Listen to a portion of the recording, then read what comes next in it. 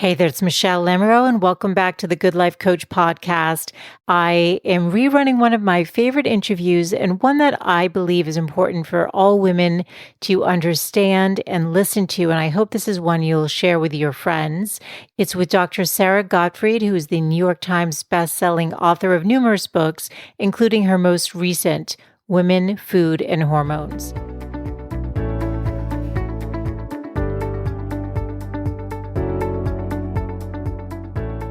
What we know over time is that starting around age 40, you will gain about 5 pounds of fat and lose about 5 pounds of muscle every decade, unless you're specifically doing something about it, which is what I want our listeners to do. Take this on. Don't just be there silently like a victim, letting this passively happen. Grab those reins and let's get these hormones to be the wind at your back again so that you can really accomplish your mission in this world. Hey there, it's Michele, and welcome back to the show. I am thrilled you are tuning in today. I have such a great guest who is going to help you understand your hormones and how what you eat actually impacts how they are regulated in your body so that you can achieve ultimate health. Joining us today is Dr. Sara Gottfried, who is a board-certified physician, researcher, educator, and New York Times bestselling author. She graduated from Harvard Medical School and the Massachusetts Institute of Technology, and for the past 25 years has seen more than 25,000 patients. Her work is centered around getting to the root cause of people's health so that they can feel their best. Now, I have followed Dr. Gottfried's work for many years. I've purchased her books, and I've just been so impressed by the level of information that she shares and the way that she shows up in the world. Because in addition to helping women get empowered around their health, she really walks her talk. And I found in this interview, as somebody who I've admired for so long, was so very present and so intentional about wanting to bring her best to us to really educate us around our health. And I'm very grateful to have had that experience and to be sharing it with you. Her most recent book is called Women, Food, and Hormones, a 4-week plan to achieve hormonal balance, lose weight, and feel like yourself again. And that is what we are talking about today. I hope that you will share this interview with all of your female friends. We all need to get empowered around our health and the conversations that we are having with our physicians about our well-being. As always, this is for informational purposes and not intended to be medical advice. And I'm so thrilled to be sharing today's conversation with you. So let's get into the show. Here we go.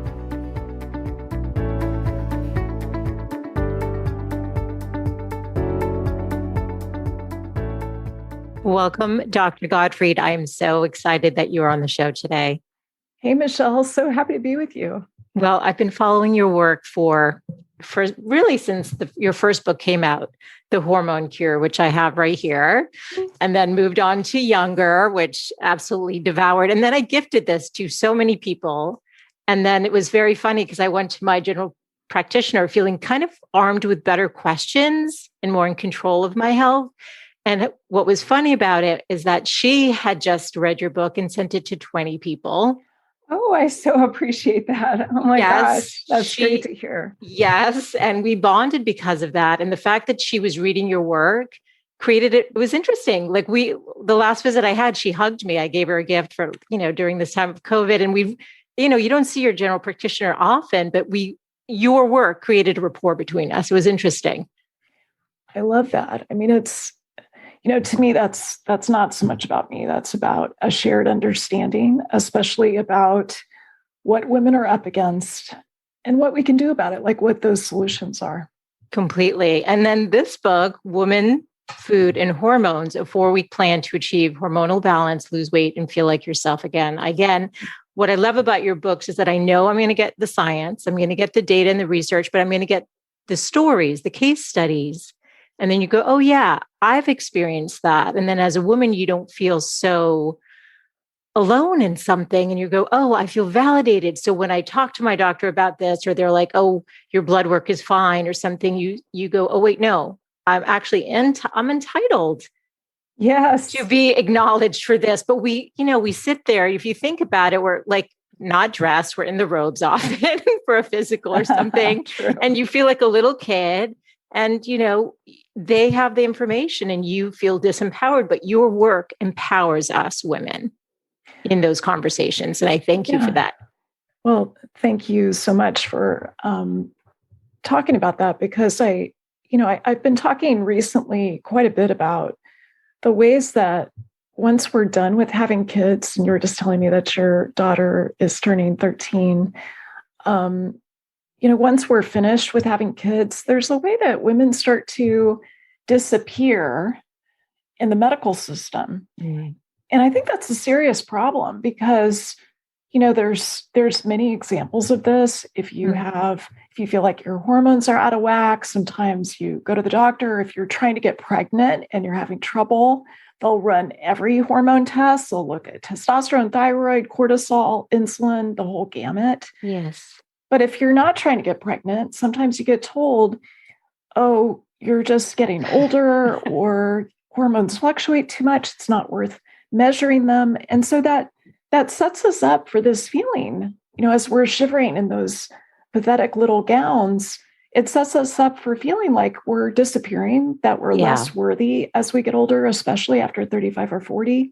Yeah. And we got to change that conversation, because women stepping into their power in their 30s, 40s, 50s, and beyond, like that's what's going to really change this world and make it a better place. So I really appreciate that. I think it's not just health, it's much broader than health.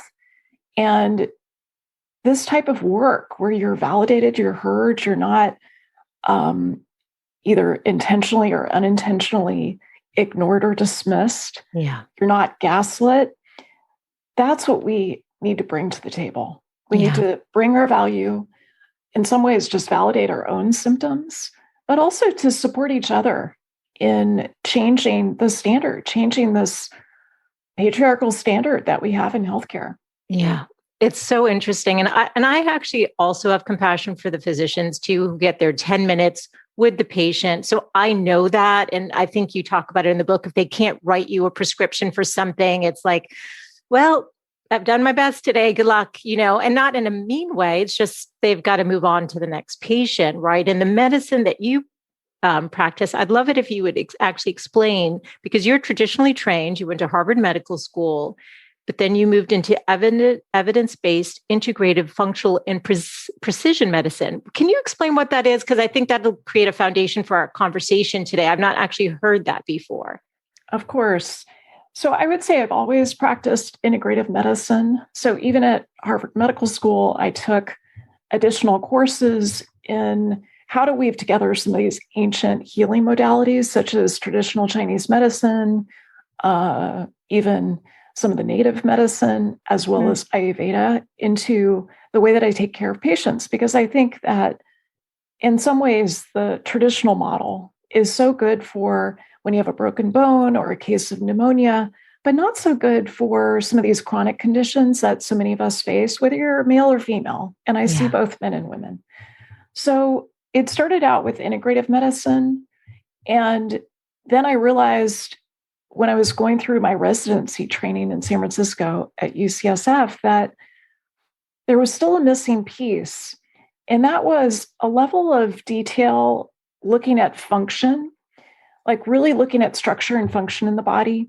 And I saw this especially as I was going through initially obstetrics and gynecology residency. And then later I did a lot of advanced training in functional medicine as well as precision medicine. What I saw was that there were still so many gaps, whether that's autoimmune disease, multiple sclerosis, Hashimoto's thyroiditis, or even just, kind of the basic depression or anxiety. So there's a way that we've got to look at all these systems of the body. We've got to look at the root cause rather than masking symptoms. And I would say that's what functional medicine does. So it helps us with the systems approach to the body, where we don't, say, oh, you've got gas and bloating. Why don't you see the gastroenterologist? Oh, you have anxiety. Why don't you run off to the psychiatrist? Right. Sometimes those referrals are necessary, Yes. but we need to be thinking across these silos. We need to de-siloize, which is what functional medicine does. And then the third piece is precision medicine. Yes. The type of work that I do, because you can probably tell already, I'm a total nerd. I really like to go deep on the individual because medicine has been practiced for hundreds of years in a way that it's the medicine of the average. So we look at things like, how does this antidepressant like Celexa work for patients with depression?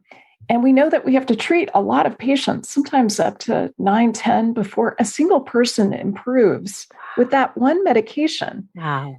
And so that is medicine of the average rather than medicine of the individual. How do we optimize the individual? And that's what precision medicine gives us. It allows us to go deep with looking at what's going on with you, Michele, over time, what's happening with your cardiometabolic factors, things like your risk of heart disease, your risk of having issues with your glucose or insulin, which I talk about a lot in the new book. Yes. Looking at other hormones like your sex hormones, estrogen, progesterone, testosterone, those are made in both men and women. But really understanding how personally could you be your best self and bring that to the world. So that's the work of precision medicine. It was initially brought to bear in oncology, where we really need, for a patient with cancer, if you have 100 patients with breast cancer, they're very different. The type of cancer that they have, the root cause of their cancer, their genetics, how that's interacting with the environment. So precision medicine, initially in oncology, would help us get very precise about the treatment. But now we can take that much more broadly. And I can do it with my NBA players. I can do it with my female executives who tend to have cortisol issues and, challenges right around perimenopause and menopause. Yes. Yes. Amen. Yes. Turned 50 this year. Yes. Yes. So, that's what I do. I do precision medicine. And then another tool in our toolkit is the N of 1 experiment, which I talk a lot about in the book, but that's where we take you, Michele, and we've got an intervention. So it might be the way that you're eating. It might be, some change to your food plan. It might be a supplement. It might be, something to do with your sleep or your exercise regime. And that allows us to really see for you whether that intervention is going to work. Yeah. Yeah. Bioindividuality, right? What works for one does not work for everyone. Totally. I love the way you practice. And I pray that it's the model that becomes what's the norm, but I think we're a long ways out. I mean, I want to get into the book, but do you think there's hope of this will be the way? I mean, I feel like you're ahead of the time. You're ahead of the curve here, right? I mean, I don't know many people practicing the way you do. I think most of us are in the traditional model where we get the 10 minutes and we're getting the referral, like you said, to the different practitioners. And then we're sort of on our own then to just navigate that. I would say healthcare is changing. It's, I'm an eternal optimist. So I feel like there's a reason to have hope because many of us already know that healthcare has failed us for one reason or another. For me, it was when I was 35 and I had PMS and I didn't want to have sex with my husband. I couldn't lose the baby weight. And I got offered an antidepressant and a birth control pill. Wow. And that was exactly the wrong thing. And I was told to exercise more and eat less. So that was kind of my moment where I realized we need a different way. So you're right. There aren't a lot of folks who do what I do, but there's some reasons for hope. So here's the first reason. I'm part of the Department of Integrative Medicine and Nutritional Sciences at Thomas Jefferson University. I've got a very forward-minded, progressive chair of the department, Dr. Daniel Monti. We've got this incredible CEO that's the head of Jefferson Health and Thomas Jefferson University, Steve Klasko. So there's a lot of folks who are helping us lead the charge. Yeah. But, after 25 years of doing this, I would also say the change is slow. Like to change this ship is, it's going to take a lot of us. And it takes these kind of conversations. It takes, realizing the failure of the existing system and then coming up with the alternative. And then really getting support around that so that it's not just top down, these CEOs around the country changing things, but it's also bottom up. So our listeners, our viewers who are saying, hell yes, I want to change this too. Like I'm not satisfied with the 10-minute appointment with the doctor with one hand on the door. I agree with you. Like I don't blame that doctor. I trained right along with them. Yeah. But I can also tell you there's some subtle ways that we are taught as physicians to, jam as much into that 10 minutes and then head on to the next one. Yeah. And it's not incentivized the way that it needs to be. So there's a lot that needs to change. But I just want to say this is a rallying call for the people who are listening. If you get nothing else out of this, like help us change this conversation and demand better in terms of people listening to you, validating the concerns that you have, looking for the root cause, looking at multiple data streams, not just your fasting glucose once a year, but what's going on with your sleep, what's happening with your wearables. Maybe you've got a continuous glucose monitor. Let's look at these dense data sets to really figure out, okay, what is health for you as an individual and how do we optimize it over time? Yeah. And that's why I so appreciate your books because they do educate. Like you said, you're a nerd. So it goes deep into the science. And I love that.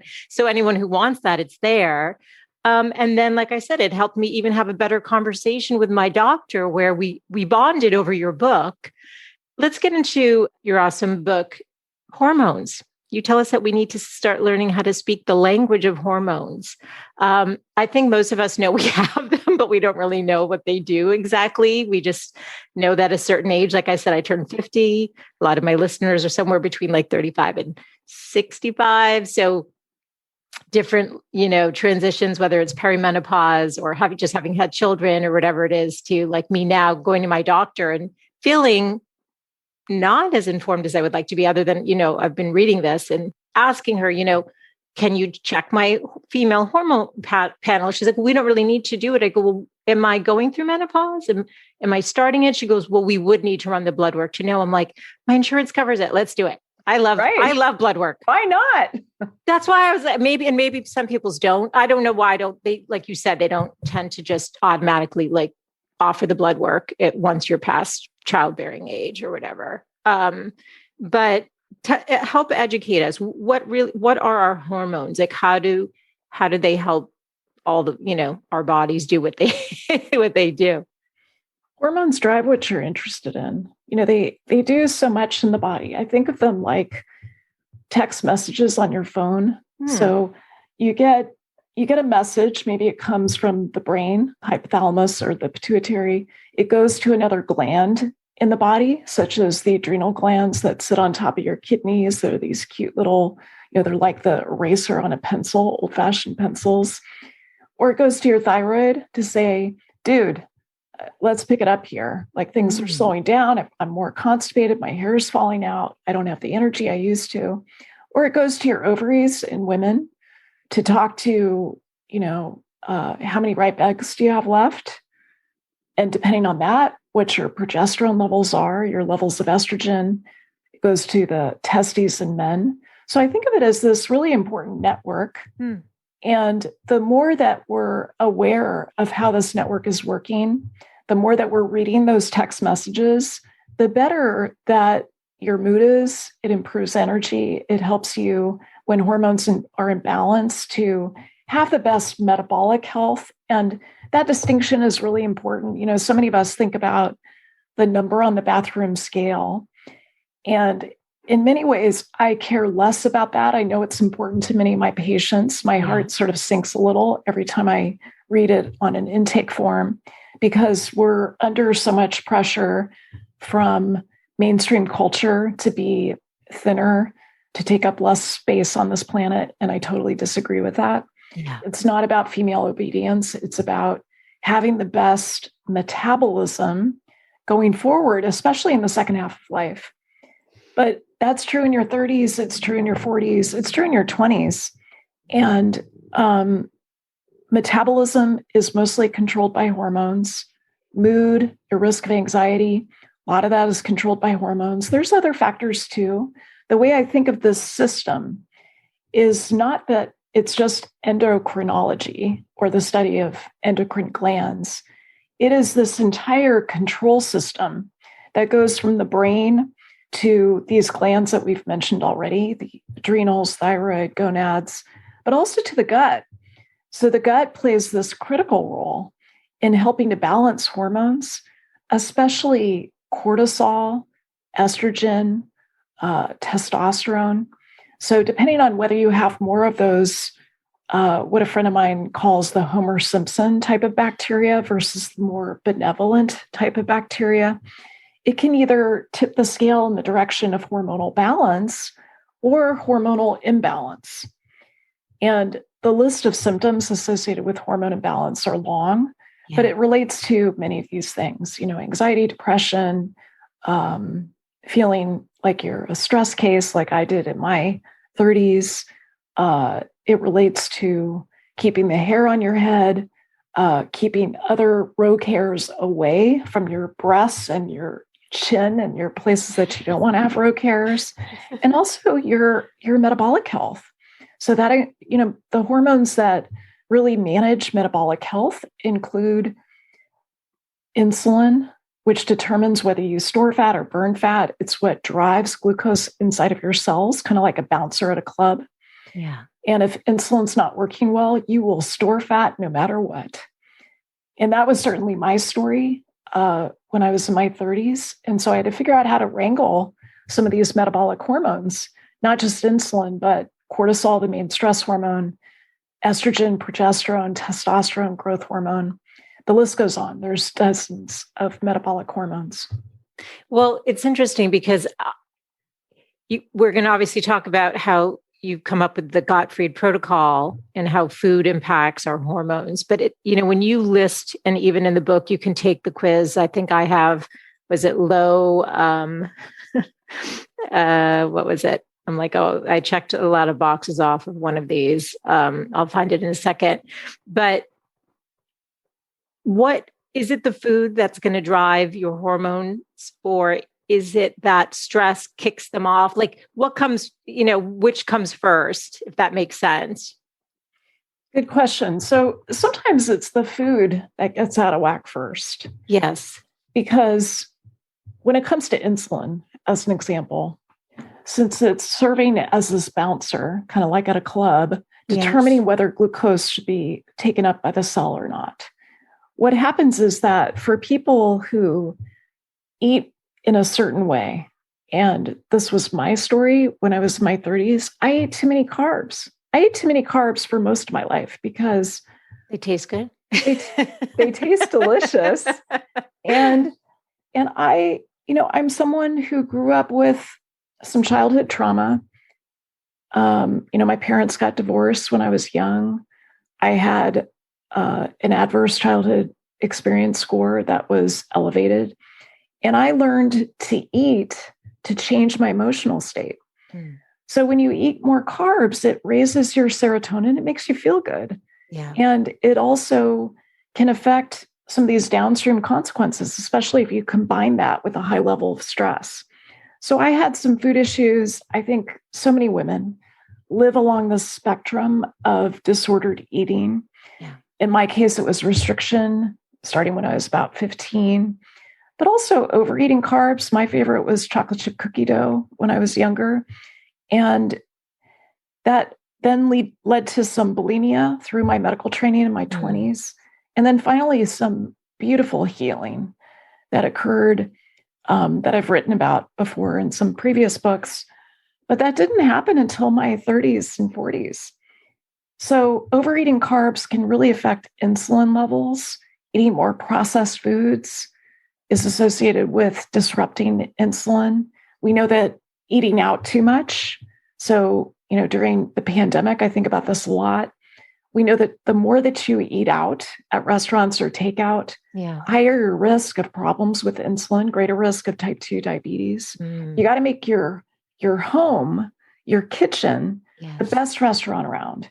That's good for insulin. It's good for testosterone. And so food plays a key role.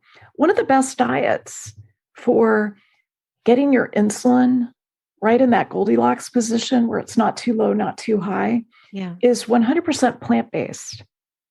And so a lot of people do well eating 100% plant-based. There's a ton of evidence showing that this helps with managing glucose, managing metabolic health. I happen to have some genetics that make me overeat when I'm 100% plant-based. Yes. So for me, it doesn't work because I'm like a bottomless pit and very hard to satisfy. But if I do more of a clean ketogenic program where I've got detoxification in place, which is the first pillar of this program, I've got nutritional ketosis, especially emphasizing the plant-based fats like avocados, olives, oils from them. If I do that together with intermittent fasting, that allows me to produce ketones, to get into ketosis. And the ketones keep me satisfied. So that really allows me to get to the place that I want with metabolic health. So that's just one example of how food can change your hormones. The list goes on. A lot of folks don't get enough protein or they don't get the right type of protein. That can affect testosterone. It can affect growth hormone. The other thing that I see very commonly with food is that people don't get enough fat. Fat is the backbone of every sex hormone that you make. It is derived from cholesterol. It does not raise your cholesterol to eat cholesterol, at least most of the time. So we've got to be eating in a way that really is talking to our hormones in a lovely way that sets us up for the best metabolic health. There's other factors too, of course, like stress can get involved. It can accelerate the loss of testosterone, which is so important for not just men, but women too.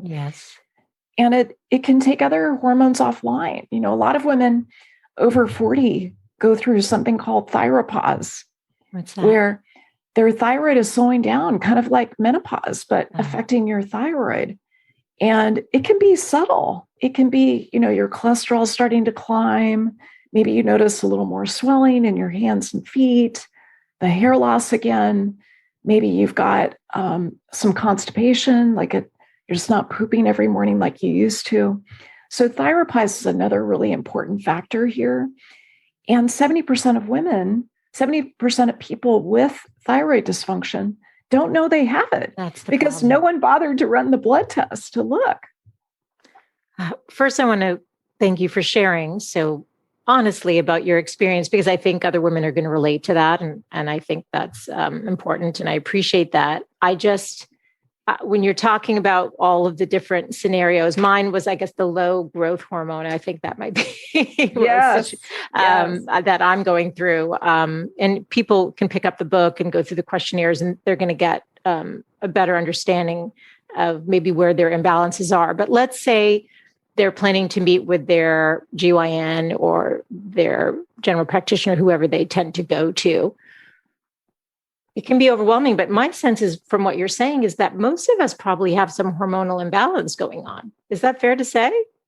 Unfortunately, yes. So, because I'm such a nerd, I track these things pretty carefully. And I've got a list of every patient I've ever seen, starting when I was first in practice in 1998. And I can tell you that less than 0.1% of my patients, men and women, don't have hormone imbalances. So yes, there are some people, like there's one woman who lives in Marin County who eats only organic food that she grows on her land. She's got very little stress. She's a meditation teacher. She is a perfect hormonal specimen. The rest of us are struggling. Yes. So what should we ask our doctors? if we're feeling off, we're feeling depressed, or I didn't know if I should have attributed it to COVID, but when we were sort of in the middle of it, like back in March, every time I got my menstrual cycle, I felt like my brain shut off at least by 50%. Yeah. And I talked to my doctor, like, I don't know if I'm depressed because of COVID and we've been in so much or what's happening, but I don't feel myself. She actually recommended, and I don't know if you're a fan of it or not, but like a neuromagnesium, like a magnesium for the brain. So I did take it. It actually did help some, but, who knows, right? I mean, where it starts. So what do we ask our doctor? I mean, she at least was open to saying, let's try this and see. And because my menstrual cycle was regular, she's like, I don't think you're, again, we don't need to test the right. We don't need to run the blood work, but we should run the blood work, right? What should we ask for?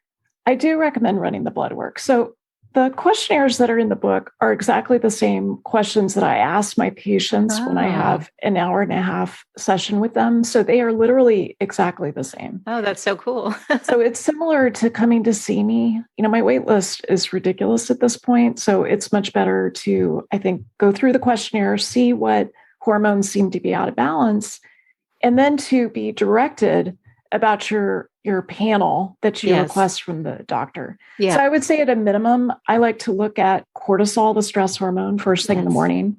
If I get to, go for a bonus, I would like to do something called a cortisol awakening response, which is a saliva test where you look at your stress hormone, cortisol, first thing in the morning, 30 minutes later, 60 minutes later.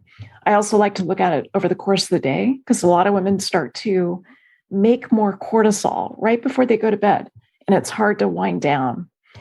So cortisol, thyroid panel, and that's not the mainstream panel of just a TSH, thyroid stimulating hormone, and free T4, but I like to look at free T3, reverse T3, thyroid antibodies, because it is the most common autoimmune disease that we have. Can you say what that is? Thyroid antibodies? Is that the test itself? Is that what you'd ask for?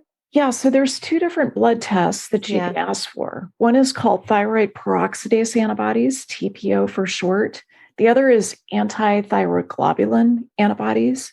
And what happens with a lot of patients is that their immune system starts to attack their thyroid. And it can show up as these antibodies, which are kind of like the bullets that get shot at the thyroid. So you can measure these in the blood. I can tell you a lot of women don't get this done, but I would recommend checking it at least once if you're having symptoms of imbalance. I also like to look at reverse T3, which blocks thyroid function. It can go up when you're stressed, and also if you're restricting carbs too much. I like to look at estrogen, progesterone, testosterone. There's a particular point in the cycle where it can be helpful to look at the peaks versus the lower levels.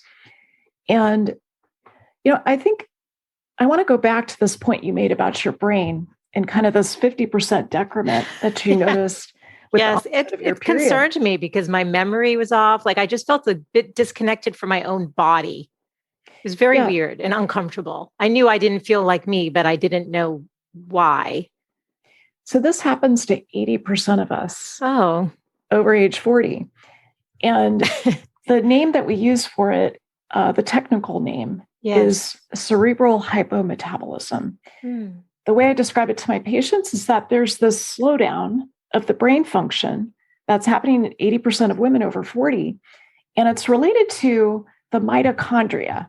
Okay. So the mitochondria are like the power factory inside of your cells, and men don't do this, women after 40 start to notice these symptoms of their mitochondria not working the way that they once did. Yes. So mitochondria starts to falter. You may notice that your memory is not what it used to be. You walk into a room, can't remember why. You open the drawer in the kitchen. You're not sure what you're looking for. Yes. You forget the name of someone that is an acquaintance. You forget, a word kind of mid-sentence. So you choose the second best word. So these are very common findings. We also know that the women who have the cerebral hypometabolism or brain slowdown also have other symptoms related to perimenopause. They're the ones who have the night sweats, the hot flashes, their periods getting closer together, maybe more anxiety as estrogen starts to shuffle the deck. Maybe they are having trouble with soothing themselves with anxiety. So these are, the women who have the most symptoms are the ones who have this change in brain function. Now, I love that your doctor listened to you and at least had again, we bonded because of you. I love it. She probably I was like, maybe she read that in one of Dr. Gottfried's books. I'm going to try it. That's all I could think of. I did write about it in Brain Body Diet because, not all magnesium is treated the same. So Neuromag, magnesium 3 and 8 seems to be a little more effective in terms of brain function. Yeah. But the other issue that's going on is the way that the cells in the brain are using glucose. That's what's starting to falter. So what I like to do is a trial 4 weeks of the ketogenic diet because the brain can preferentially use ketones and get that mental acuity back. So that's why I wrote this book, really, because I think women, especially over 40, need to have some other alternatives besides taking Neuromag. True. So, and like you said, the food is the heart of this, right? I mean, what we're feeding ourselves, if we could balance that. Can you actually explain what the Gottfried protocol is? Because I think, this is a perfect transition to that, and why traditional keto diet isn't so great for women, which you talk about in the book. Traditional keto, I tried it for the first time about 5 years ago. So my husband and I went on a ketogenic diet together. I had all these keto refugees that were coming to my clinic who were saying, I went on keto with this male coworker. He lost weight. I didn't. What's up? And so I thought, well, let me try this myself. So I went on keto with my husband. Sure enough, he lost about 20 pounds. And I initially had some success, but then I gained weight. And I was like, what's up? What is going on? Is this yet another example of the testosterone advantage where men have more muscle mass, they have higher testosterone, 10 to 20 times as much, and they have higher metabolic rate. And so they just do better kind of regardless of the diet. Is that what's going on? Or is it related to keto? Yeah. And I discovered that some women do fine with keto, but a lot of them struggle. So 45% of women on keto will have menstrual irregularity because it can change the control hormones, the ones that are made in the brain, like luteinizing hormone, especially if they're not getting enough calories. So calories matter. Hormones matter more, but calories do matter. The other thing that I saw was that on classic keto, which is 70% of calories from fat, 20% of calories from protein, 10% of calories from carbs, was that it wasn't enough carbs for me. Yes. So 10% of my calories from carbs raised my cortisol. Yes. It raised my reverse T3, so it slowed down my thyroid function. Wow. It robbed me of serotonin. We've already talked about serotonin, so I wasn't sleeping well. And I also realized, because I do precision medicine, I had a couple of genes that were making me more insulin resistant, where my cells were numb to insulin because of the amount of saturated fat I was eating. Wow. So I was going a little crazy with the bacon and the keto lasagna and, all the things. Yes. Yay, bacon every day. Yeah. Yay. Right. No. So we know that there's an issue with processed meat, especially when it comes to diabetes. That's from observational data. So, it's important to realize that correlation is not causation. Yes. But it was not the right fit for me. And as I dove into the literature, I realized 80% of the data on keto was in men. The diet was developed by a man, and it wasn't adapted to women. So that's really what I wanted to do in this book. And I found that after I failed keto again, that I needed to really pay attention to my gut. I needed to get sufficient carbohydrates from vegetables, non-starchy vegetables, to set up my detox pathways so that I could really burn fat and get it out of the body. Yes. So that means pooping every morning. It means getting those cruciferous vegetables that we all know we need. Yes. The broccoli, the cauliflower, the Brussels sprouts, the broccoli sprouts. the allium vegetables like the garlic, leeks, and onions that really help you with making more glutathione to mop up some of those toxins that we make on keto. Yes. As well as the methylating vegetables. So those are the dark green leafies that help us get rid of estrogen. We want to inactivate estrogen after we use it. You don't want it recirculating in the body like bad karma. Right. You want to make sure that you use it and you lose it. You poop it out, you pee it out. Okay. So that's the first part of Gottfried protocol, that you get these detox pathways open. You're pooping every morning. Second pillar is nutritional ketosis. It sometimes can take people up to a week to kind of get the hang of the macronutrients. So I like to give people time. And I really like to emphasize that this is a quote, I think, from Truman: imperfect action trumps perfect inaction. Like, it's so much better to step into it. Even if you make some mistakes at the beginning, it's okay. Like, that's life. That's the human condition.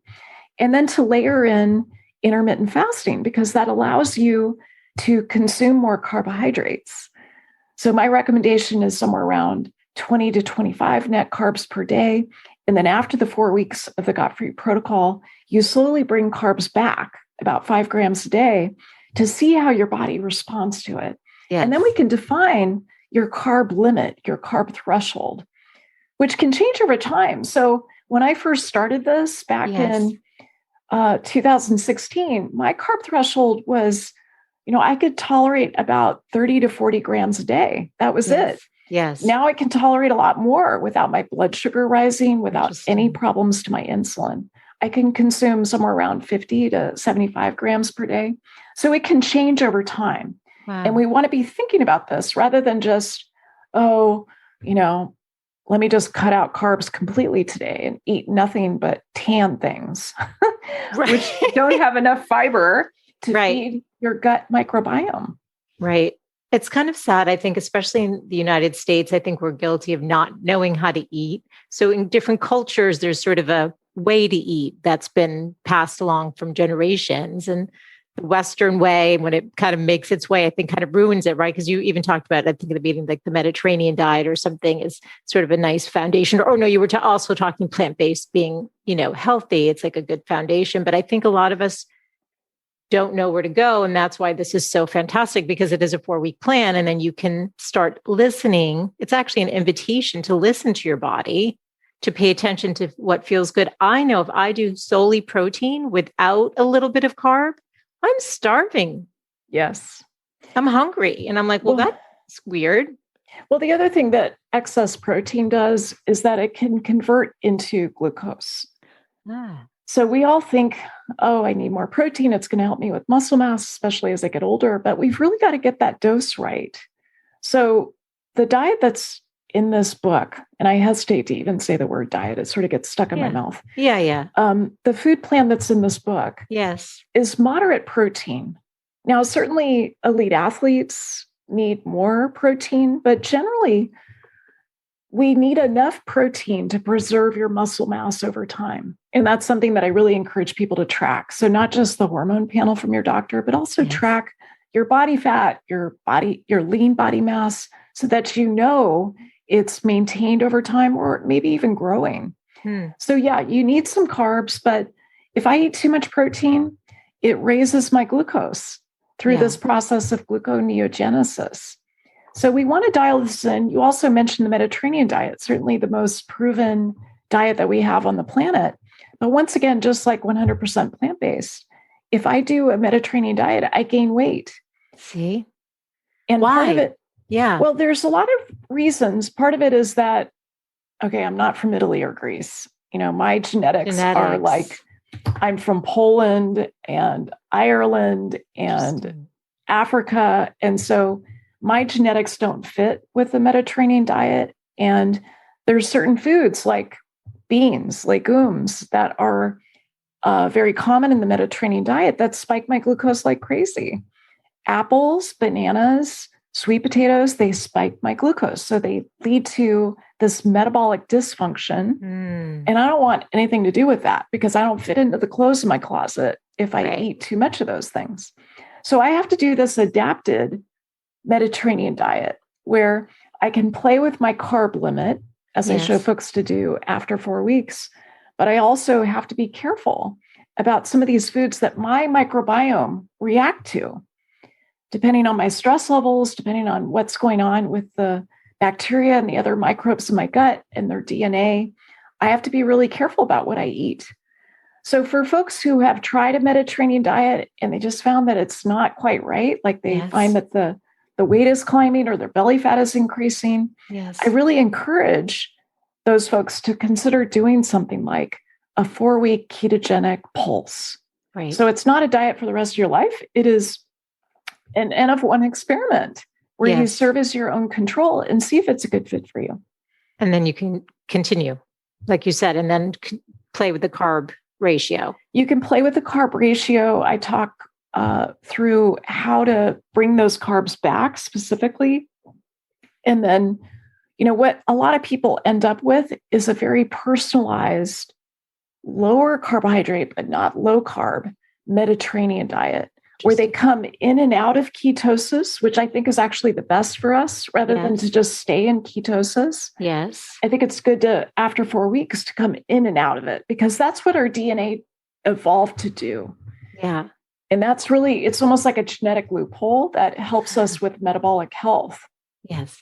Can I ask, you mentioned the extra belly fat. What's that about when we hit a certain age? Can you just explain what's going on there? And you look like you're in fantastic shape. I'm wondering if you feel better now than you did when you were 35 going through all that stuff. No question. I would say my energy is better. My sleep is better. I did have a kid that was like 3 years old when I was 35, but so much is better. Sex drive, relationships. My weight has been stable for 3 years since I developed this protocol, whereas it would go up and down. Every time I had my period, it would go up like 5 pounds. Exactly. So, so there's a couple things that are going on. One is just in general, like even if you're not in perimenopause yet, if you're someone who has a lot to do in the world and you have high cortisol, high perceived stress, that's going to make you preferentially deposit fat at your waist. Okay. So the fat at your waist has 4 times the cortisol receptors as fat elsewhere. So you are going to build it up kind of at a quadrupled rate compared to the fat you have on your arms, legs, etc. The other issue is that, and this is from that chapter, Life is Totally Unfair. So women, as they go through their 40s, start to redistribute their fat. Completely, because you can be the same weight on the scale, but your clothes are not fitting at all. And you think, what's happening? I didn't mean to interrupt you, but that's the perfect, that's how I see it in my body. That's exactly it. So I hear that every day in my practice that, it used to be that all the fat was deposited at the breasts and the hips and the buttocks, and now it goes right to the waist. And that is insulin and estrogen kind of starting to work against you, making you more like a man. So women catch up to men in terms of cardiometabolic disease somewhere between 50 and 55. Now, it's not like that suddenly happens at 50. It's been happening silently for years before that. The other thing that occurs is growth hormone changes, and it changes quite precipitously for women. So growth hormone, it's an intuitive name. It's responsible for the growth and repair of your body, your muscles, your bones, the cells in your body. It's one of those anabolic hormones that you mostly make at night. Women make more than men until menopause. And then at menopause, we make much, much less. And growth hormone is part of this whole story with glucose, insulin, and belly fat. So another piece that changes is testosterone declines. We've talked about that already. It can start to decline in your 20s. More refined carbs, more eating out, more stress can make it accelerate in terms of how it drops. And as your muscle mass drops, what we know over time is that starting around age 40, you will gain about 5 pounds of fat and lose about 5 pounds of muscle every decade, unless you're specifically doing something about it, which is what I want our listeners to do. Take this on. Don't just be there silently like a victim, letting this passively happen. Grab those reins and let's get these hormones to be the wind at your back again so that you can really accomplish your mission in this world. I love what you just said. And actually, I had a note, that it seems to me that the heart of your work is really about empowering women to own their health, be empowered with the knowledge, take control, just like what you said, so that we can have the best life possible that's available to us, to really be in charge of that. And that's why I so appreciate this. Exactly right. Exactly right. I think a lot of people call me a hormone expert, and I feel like, yeah, I'm into hormones, but hormones are really just the portal.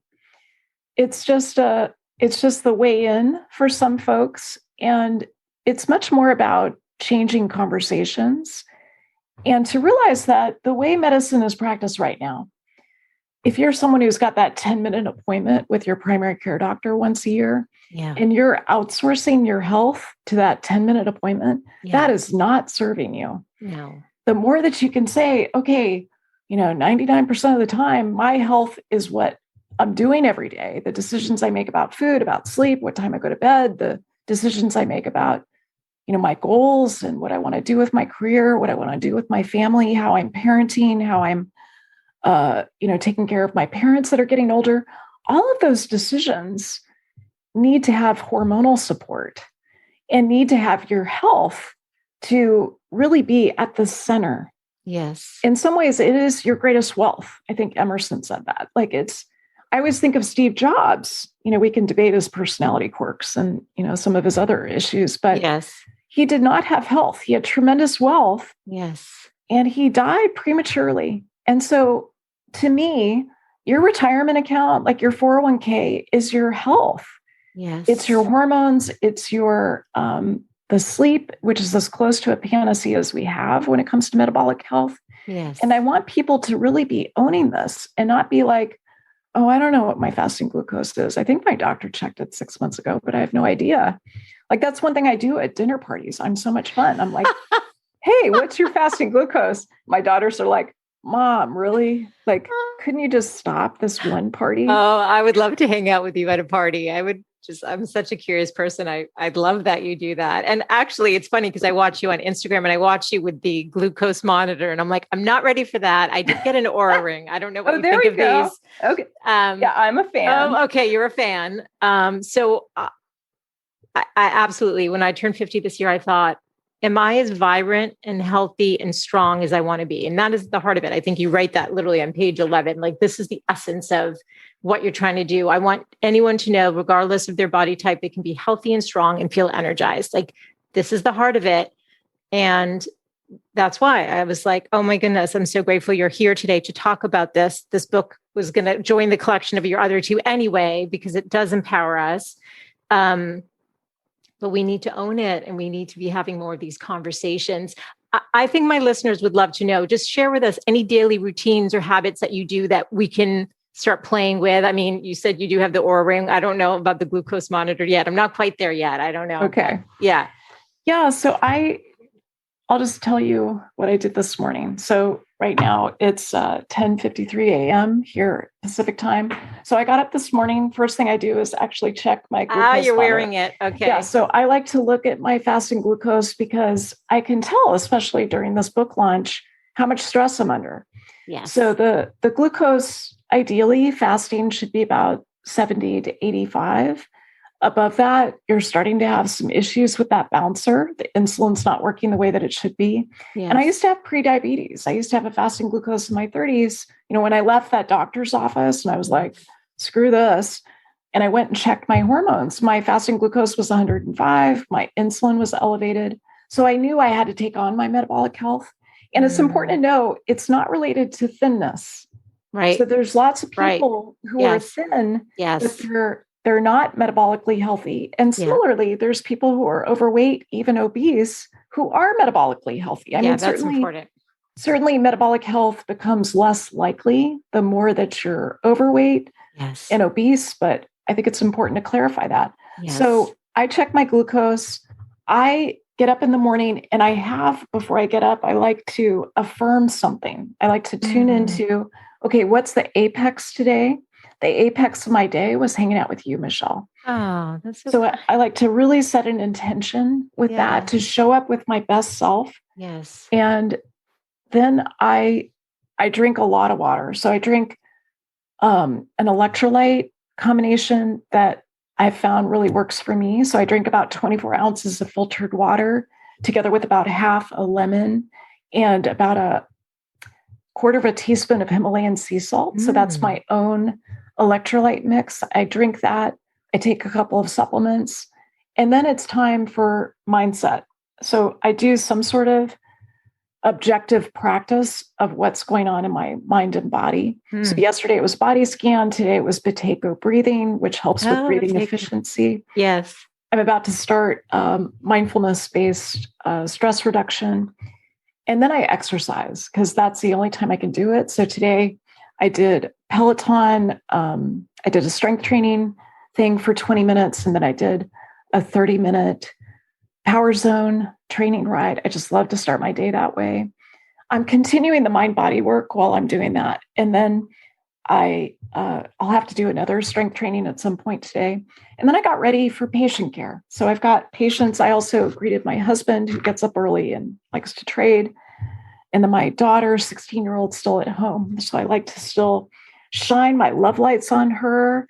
I've only got a couple of years left of being able to do that every single morning, like to really tune into what's going on for her, anything we need to address, any niggly stuff, what's the apex of her day.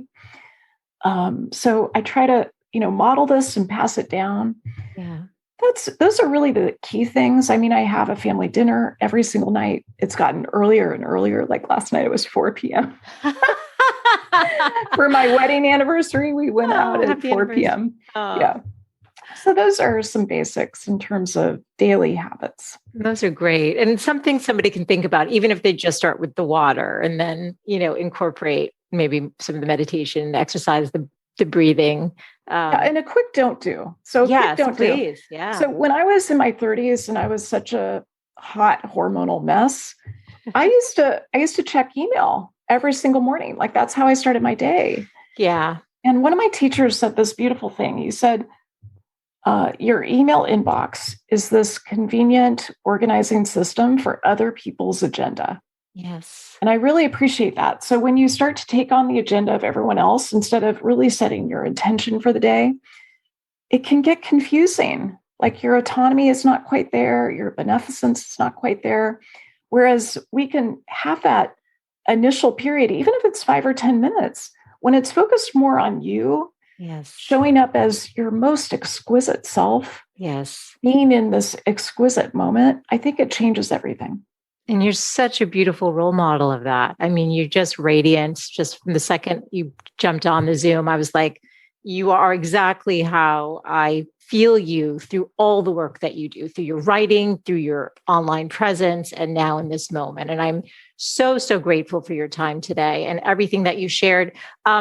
Where can people pick up the book, learn more about you? You said there's a wait list, sadly, for your practice, but if somebody wanted to learn more, just give me a few places we can direct people. Thank you for that. And you are such a shining star in the world. I just love listening to your podcast. So I want to send the love back to you. So the best place to go is saragottfriedmd.com. That's where you can learn more about the book. You can get some bonus gifts that can help you go deeper, including a roadmap and optimal lab ranges, a few things like that when you buy the book and submit the receipt. You can get the book anywhere books are sold. We were sold out for a few weeks on Amazon. It's finally back in stock. And my practice is at Thomas Jefferson University, Marcus Institute of Integrative Health. And that's where you can learn more about what I do. Thank you. So, so good to be with you today. I'm so grateful for your time. Thank you so much, Dr. Gottfried. My pleasure, Michele. Call me Sara. So good to be with you. Oh my goodness. Okay. Thank you, Sara. Thanks so much for tuning in today. I hope you gained some new information or inspiration for your life. That is the essence of this show, is to really wake up to what's possible for you, to reclaim your beautiful voice, and to really learn to love and prioritize yourself. So If you gained any value from any of the conversations you've tuned into, make sure to subscribe on your favorite podcast player. You can do that right now on your phone.